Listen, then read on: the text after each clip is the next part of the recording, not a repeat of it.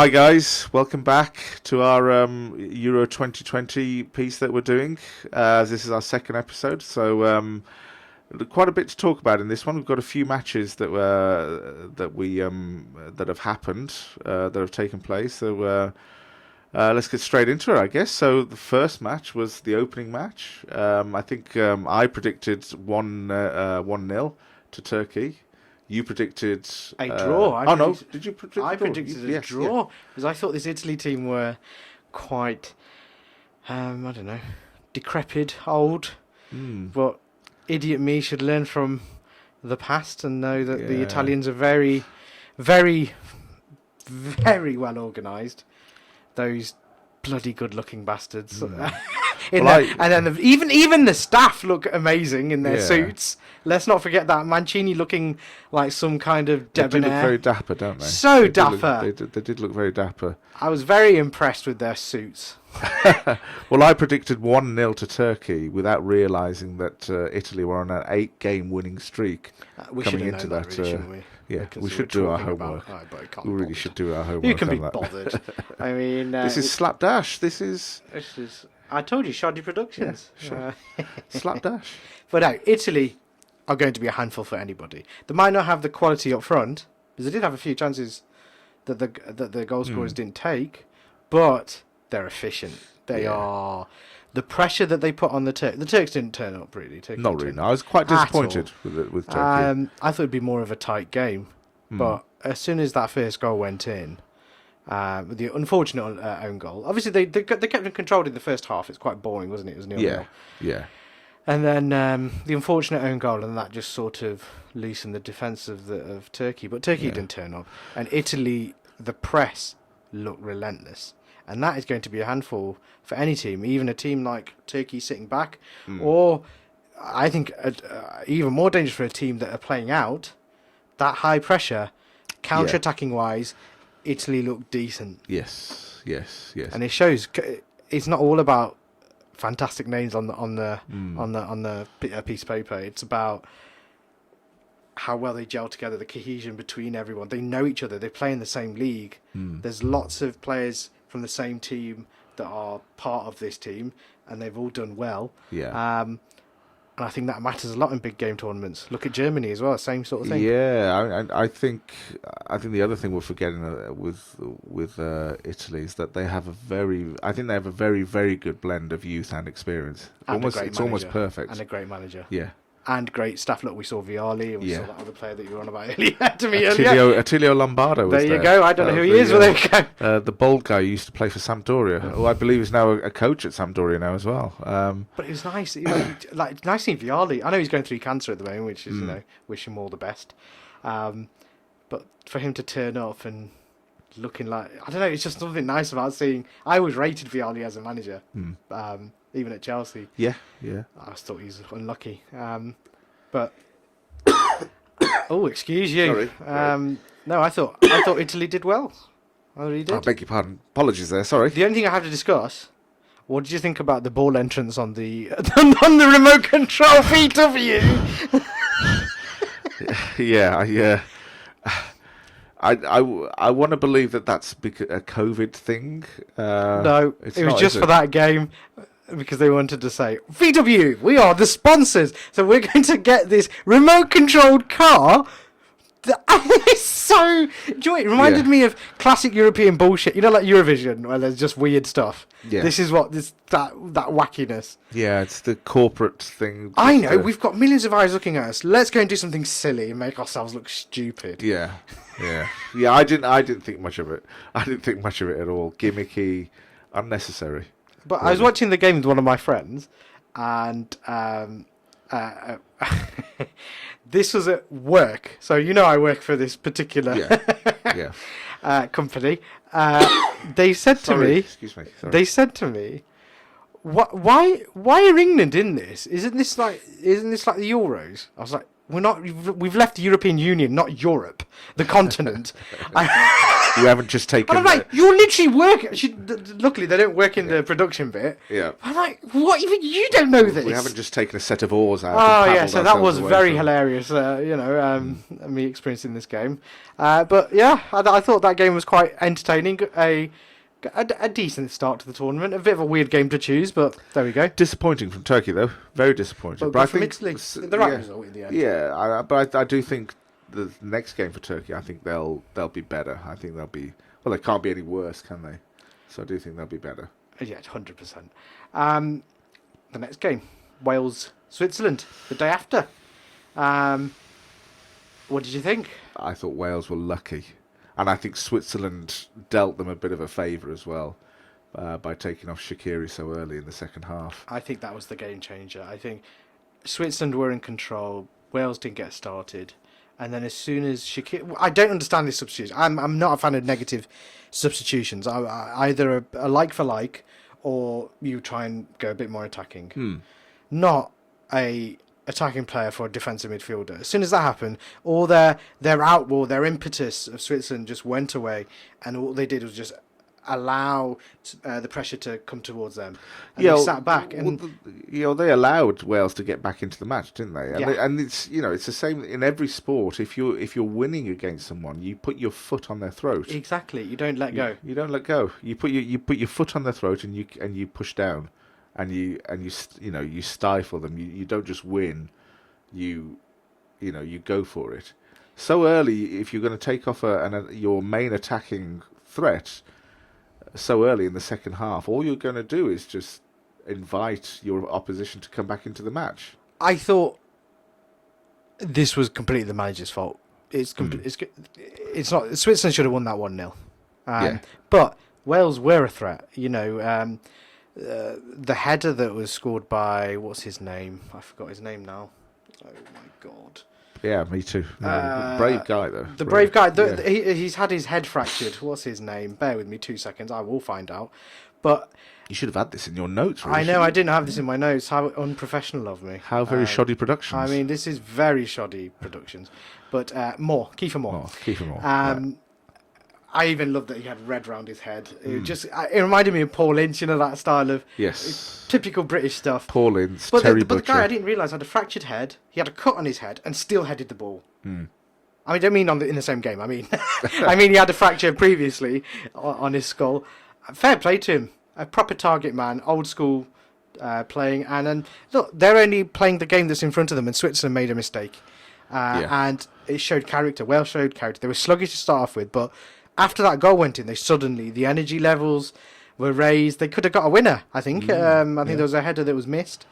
Was it a slide? No, a slide-in that was missed near the end of the game. But they were very, very, very unlucky not to get 2 points. But then they were lucky on the other side. That offside call, they could have lost the game again. Yeah, I think they started off a bit slow.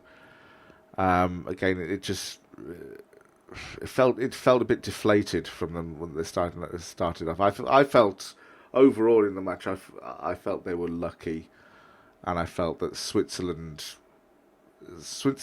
handed it to them to get back into the match, which they never should have done. Yeah, 100%. They never should. Tactically, that's a big faux pas from the Swiss coach. But from a players to watch though, one player really stood out for me in the Swiss team, and that was Mbolo. He looked like I know he plays for that German team that I can't pronounce. Borussia Mönchengladbach. That one. He looked like a Premier League striker, like a Everton type striker, or like a mid-tier. Yeah. Or that strong, even a Newcastle type old school, like a Demba Ba type player, where he could hold the ball up, attack the ball, head the ball in the box. He stood out. He was strong. Everything went through. Like obviously when Shaqiri was on the pitch, he was the maestro, but it went to Mbolo, and obviously Mbolo scored, but Mbolo was a threat all game, even for the disallowed goal. He got in the box where Wales should be stronger. Yeah, because that's their bread and butter. But no, he ran that. Yeah. He controlled that in the air sort of stuff in battles. He seems like a decent player. I can see him in the Premier League, to be honest with you. Yeah, I can as well. I see him as a really good young player. possibly at a, like you said, like at an Everton or a Crystal Palace. I don't think Yeah. Crystal Palace. I think Everton level. I Even at don't see- Wolves, I think he yeah. could be good at. Arsenal. He could be very good at Arsenal. He's that.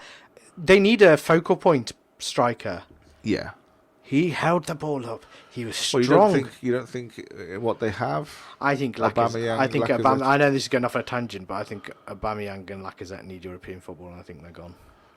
Lacazette, I think, He's going. He's going. I think Aubameyang's he's coming either to the going last- to stay or they're last year going of to his- get rid of Aubameyang. He's getting to an age now where they can sell him. It's Arsenal. They'll sell. Which would be a shame. It should be a shame. But I can see Aubameyang going to a different team. It'll be a shame certainly with Aubameyang. It's his goals that really have kept. Imagine kept him at them there or United. thereabouts. If we don't get Kane. Aubameyang at United. Stranger things have happened. But anyway, we digress.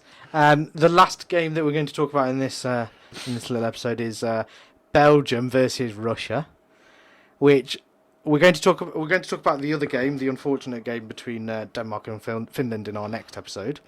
But this game was looking like it could be on or off due to the circumstances Yeah. in the previous game. But luckily everything was okay and the game went ahead.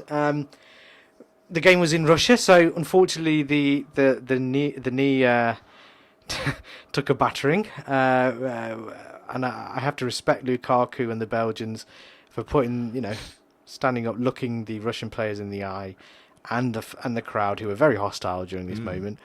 And Lukaku, if anything, I don't think the fans realise or the players realise it probably makes players that are of that dissent are going to make them a bit more motivated, especially Lukaku. And as we found out in this game, He's a fiery character anyway. He's a fiery character anyway. But stuff like that, obviously, he's emotional due to Eriksen's condition, and then you do that crap.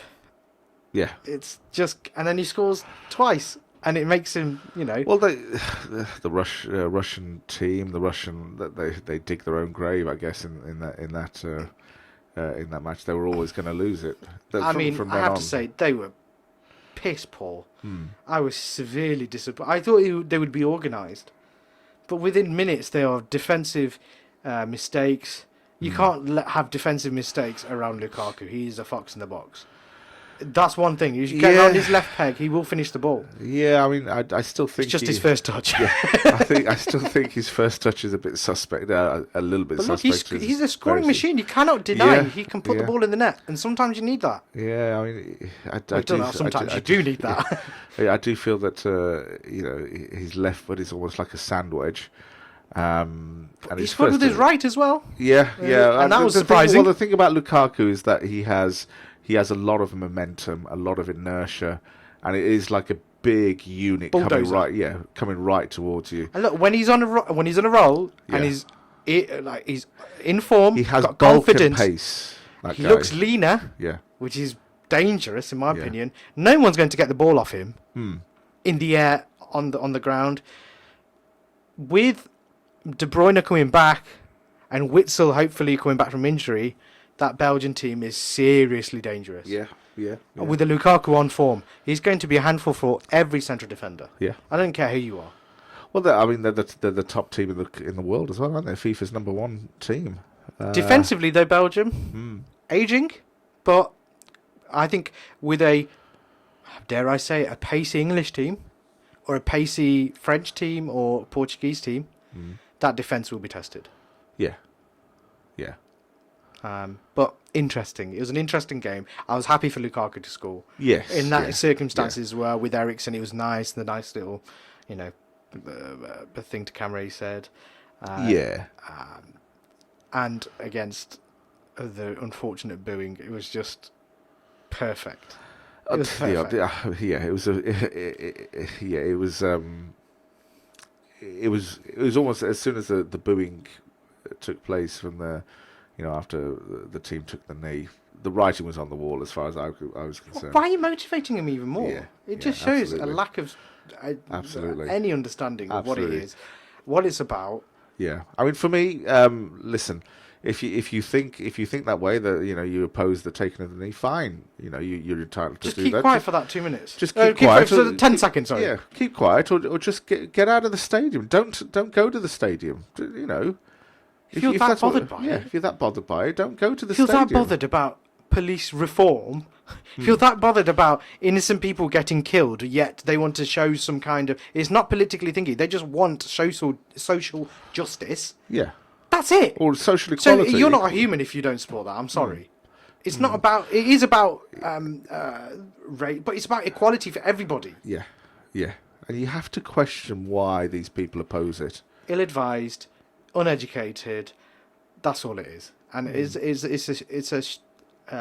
setting us back as a society that we can't accept these things. Yeah. And the way to stop the kneeling is stop the actual crime in the first place. Yeah. Let's get reform sorted. Yeah, I mean, I also think it's an element of people knowing what a privileged position that they're in, and there's a fear that they might lose that.